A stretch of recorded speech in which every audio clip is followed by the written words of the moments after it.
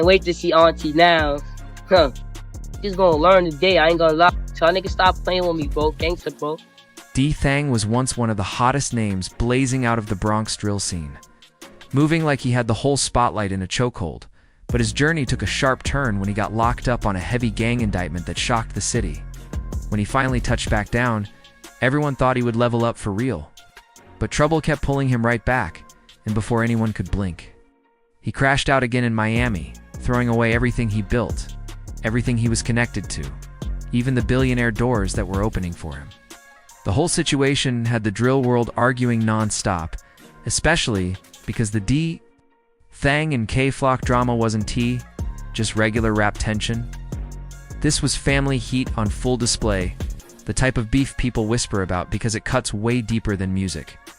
What made the whole clash even crazier is that DThang and K-Flock actually share blood ties cousins on Flock's father's side, so when their tracks started going viral, it felt like New York was watching a family civil war unfold in real time. On the infamous track Is You Ready?, Flock sent shots at DThang with lines that shook the streets in D. Bonded $15,000. Thang clapped back instantly, rapping with that cold tone that made the whole internet stop and replay the bar over and over. He dropped lines talking about "go ask my ops" and used quotes like "he'd think this, she'd funny," flipping the whole energy into something way more personal, way more heated than fans expected. The tension even spilled over into their families, with DThang saying he was ready to stand on everything he rapped, even when people brought up K-Flock's mother, who happens to be DThang's own auntie. That's when it became clear this wasn't some studio-made rap rivalry. This was real emotion, real frustration, real betrayal, and every interview or track only pushed it deeper into the spotlight. Then on Talk Facts, DThang fired more shots. Nah, bro. Shout out to my son French though. Nah. Saying quotes like they know are RPT and hinting at older street problems that had been brewing way before the drill wave took off. The tension got even heavier when people started bringing up Wu Lottie, someone DThang was genuinely close with. And fans online kept twisting the narrative around what really happened during that tragic situation. Back in 2020, Wu Lottie and a couple affiliates ran into a violent ambush, and the whole thing went bad fast, turning into one of the most talked about incidents in the Bronx scene, even though DThang never disrespected him. The internet kept dragging Wu Lottie's name into the DThang and Flock storyline, adding more fuel to an already scorching situation. I need like 5 right now. That's how I'm feeling. 5 M's? 5 right now. Say that right now.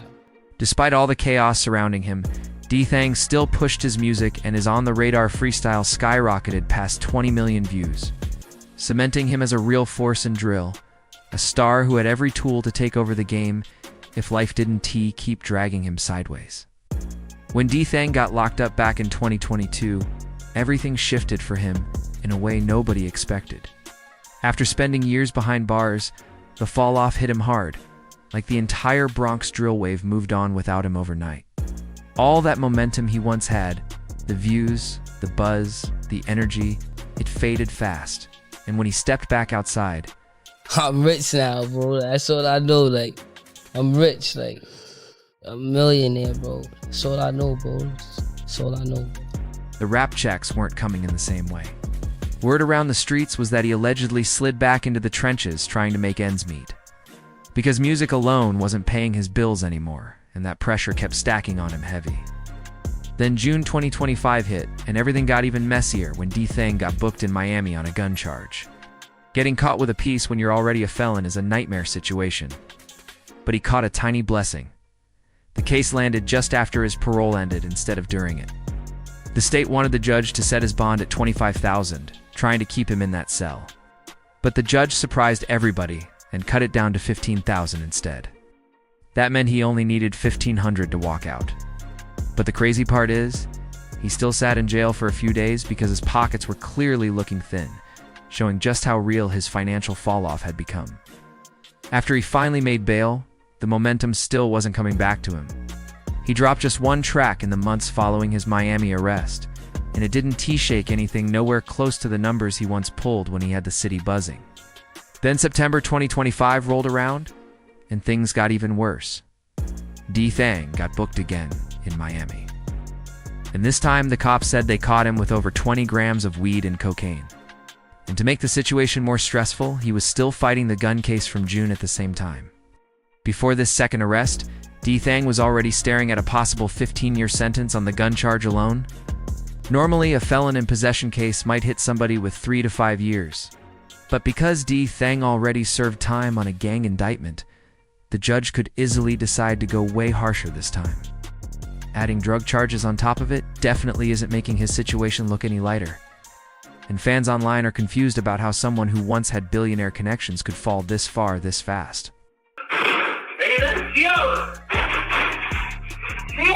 Nigga say, yeah, bang it down. Nigga, yeah, nigga, call for the CO, nigga. Call for the CO, nigga.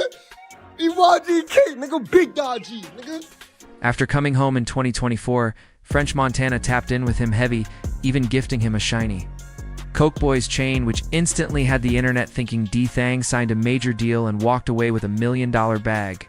But when he sat down with DThang Gz, he denied all of that and claimed the chain was simply a gift. He even said he was the one signing people, trying to make it seem like he was running the business side instead of chasing a deal. The problem is, none of that really lined up. DThang kept talking like every major label in the industry was blowing up his phone and begging him to sign, saying he wouldn't even consider a deal unless somebody dropped $5 million on the table. But behind the scenes, things looked way different. When fans checked the credits on his releases from late 2023 onward, French Montana's Coke Boys records kept popping up, which means he does have some kind of situation with French, even if he tried to downplay it. Nobody knows the details yet, but whatever deal he has clearly hasn't saved him from the legal trouble piling up right now. Nobody can figure out why DThang keeps capping about his connection to French Montana's label, especially when French came up in the Bronx just like him and leveled up into a whole different universe. French is literally linked to royalty now. He's about to marry the Princess of Dubai. Someone people say is worth over $1 billion, so if DThang really had a solid deal under him, he wouldn't need to exaggerate a thing. But in that interview with DThang Gz, DThang kept talking like he was swimming in cash, claiming he was already a millionaire, and saying he bought his mom a crib and grabbed his own spot too. Some people online even said he bought property in Salt Cay, trying to paint this picture of luxury, success, and stability. But the timeline never added up. If he was a millionaire in 2024 like he said, then there's no way he'd be relying on a public defender to fight his cases. Yet that is exactly what happened after his second arrest in Miami. You don't need millions to hire a decent lawyer, especially for charges like possession or a gun case. But DThang wasn't able to hire anyone at all. Instead, he had to stick with a public defender assigned out of Florida. And that told fans everything they needed to know about where his finances really stood. Right as he was bragging about being rich, rumors started spreading heavy that he had fallen into a drug addiction. And people online began accusing him of allegedly backdooring his own homies for their jewelry. Things exploded even more in 2025 when Lefty Gz, an affiliate from his side who had real respect in the streets back in the day, called him out directly. Lefty had been paralyzed after being shot years ago, stuck in a wheelchair, but still vocal, still tapped into everything happening around him. He claimed DThang and BG robbed him for his watch, while he briefly stepped into the bathroom, catching him off guard in a way he said would have never happened face to face. Then BG got on Instagram and flexed the exact same watch, making everything even louder. Lefty clapped back instantly, saying if BG tried to snatch it in front of him, he wouldn't be here today. And he even told BG he could wear the stolen watch straight to his own funeral. Then he went after both of them even harder, accusing them of smoking K2 and saying that stuff can really fry your brain. The internet went wild when a video surfaced allegedly showing BG tweaking off K2 in the middle of the street, looking completely out of it. Lefty didn't hold anything back. He said DThang's moves were putting all his people in danger and that if he didn't fix how he was moving, more problems were coming. Then while DThang was locked up, another video leaked showing someone who looked like him screaming for a correctional officer to come help him, before somebody ran at him with a blade. Once Lefty started beefing with him, he even said he wanted to link up with the same dude who allegedly sliced DThang inside, adding even more chaos to the situation. But DThang tried to show loyalty on his side.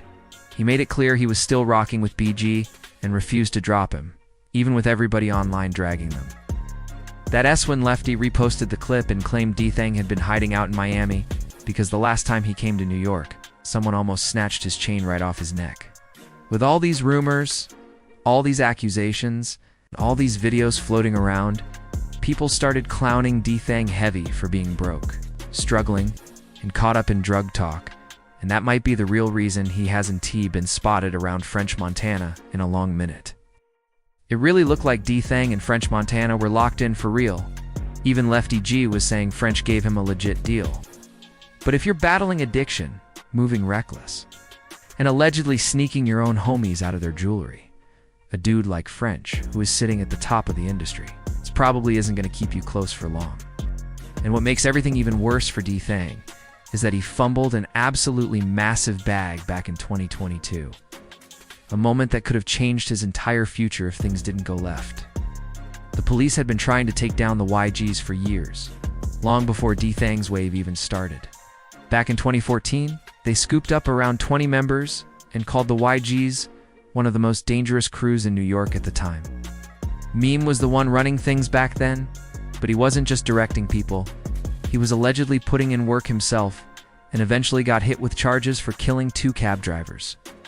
And it didn't stop with him. Detectives said the rest of the crew were out there allegedly catching bodies too, moving wild and making the neighborhood shake. But one of the biggest mistakes that helped the cops build their case was that members kept selling drugs to undercover officers without realizing who they were dealing with. That 2014 indictment took some veteran names off the block, but instead of slowing down, the YGs kept the pressure up and the drama didn't stop. So the cops came back even harder, dropping a massive 65-count indictment on the crew. Conspiracy to commit murder, attempted murder, weapons charges, everything you could think of. By 2022, things got even stranger. The police added an animal cruelty charge to the list, claiming the YGs killed a pigeon while live on Facebook. It was the kind of charge that made the headlines spin because it showed how deep the surveillance on them had really become. And DThang was already carrying cases of his own before that. In 2021, he got pulled over and officers said they found a gun with the serial number scratched off. Nobody knows exactly how that case wrapped up, but shortly after he got hit with a 3 to 5-year sentence, adding even more weight to his name in the system. When the giant 2022 indictment dropped on the YIGs, the whole crew changed overnight, and when DThang finally came home in 2024, he still had that heat on his reputation. But instead of fading out, he came back swinging. He dropped tracks that instantly crossed 1 million views, standing on business and telling the world he was ready to save Bronx drill, like he was coming to take the whole scene back. He even started linking up with artists outside the city like Banoff 1700, making it look like he was expanding, trying to build something bigger than just his block. But as powerful as that comeback looked, life behind the scenes was already unraveling for him. DThang really thought he was about to keep that momentum alive and blast straight back into the spotlight. But that's not how the story played out at all. Instead of leveling up, everything around him unraveled fast, and he ended up falling off completely. Some people say he missed his moment because he was locked up during the biggest wave of Bronx drill, stuck behind bars while everybody else took over the sound. But other voices, including people who used to stand right beside him, claim it was the drugs that dragged him down, stripping away his focus and pride until he couldn't keep up with the movement he once helped push forward. Nobody can figure out how he went from allegedly making big money to relying on a public defender. But today it's looking like DThang is in real danger of being cooked by the system. On top of his Miami troubles, rumors are flying that he's wanted in New York for additional charges. And once Florida is done with him, he might get extradited straight back to the city he tried to avoid. Handling cases in 2 different states is stressful enough, but what could destroy him completely is if the feds decide to jump in and take everything over, the same way they did with Pusheisty and NBA Youngboy. Once the feds touch your case, that sentence usually gets way heavier, especially when you don't have the cash to bring in a top-tier lawyer to fight back. Fans online keep arguing about whether the Bronx drill wave is already gone. But one thing everyone agrees on is that DThang genuinely wanted to revive the whole movement and drag New York drill back into the center of the culture. He talked about rebuilding it, putting the city on his shoulders, and making the sound matter again. But now, with all these charges stacking up and no real support behind him, nobody knows when, or even if, he'll ever see daylight again. And with every month that passes, the story of DThang feels less like a comeback waiting to happen and more like a tragic reminder of how fast the streets, the fame and the pressure can take everything away from you.